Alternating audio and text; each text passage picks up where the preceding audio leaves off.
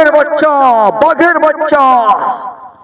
বাবা, বাবা, তুমি আমাকে বিশ্বাস করো বাবা, আমি কাউকে খুন করিনি। খুনি আমাকে চাপিয়ে দিয়েছে, কিন্তু মিস্টার মামলা আমি ছাড়ব না। বাবা, তুমি কি ভাবছো? না, আমি কাউকে খুন করতে পারি না, অসম্ভব। যা আমার বাবাকে এরকম ভাবে বোঝাইছে যে আমি পরিকল্পনা করতে পারিনি।